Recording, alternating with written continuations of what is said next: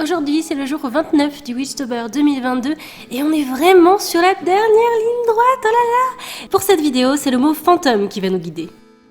Moi, je suis toujours malade donc j'espère que ça ne s'entendra pas trop dans la vidéo, mais on continue et on s'accroche.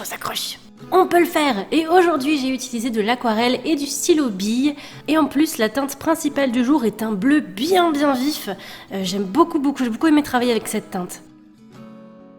Quand je travaille sur des éléments ou des sujets qui sont d'une texture assez légère, comme là, la texture fantôme, c'est un peu toute la spécificité de ce qui symbolise les fantômes, la légèreté, le fait que ça vole. Enfin, dans le fond, à mon avis, des fois, quand ils viennent te hanter, tu te sens pas très léger. Hein. Mais en tout cas, voilà, comme ils volent, ils sont transparents, donc ça doit évoquer un petit peu ça. Et l'aquarelle, je pense, se prête très bien à cet effet. Après, je pense qu'être hanté par la petite choupette que vous voyez à l'écran, disons que je pense que si c'est elle qui vient vous voir, elle aura plus peur de vous que vous n'aurez peur d'elle. C'est une gentille fantôme. D'ailleurs, elle a l'air un petit peu perdue et peut-être qu'on l'aiderait à retrouver son chemin.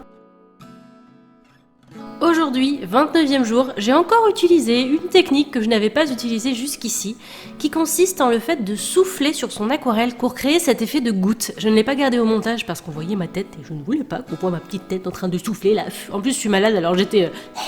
voilà, j'étais un peu en train de m'étouffer.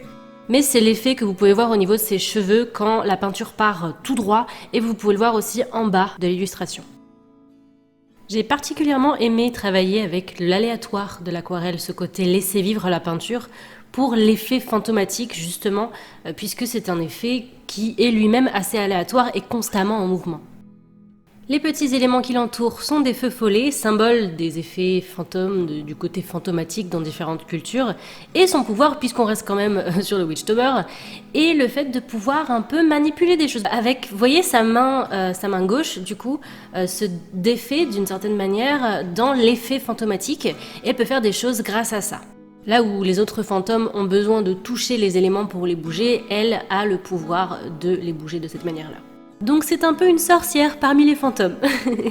Je vous laisse, on arrive à la fin du process. Merci beaucoup de m'avoir écouté aujourd'hui, j'espère que la petite explication par rapport au personnage vous a plu, ainsi que les explications par rapport au process. Je vous dis à demain, et puis peut-être sur Twitch aussi. Bye bye!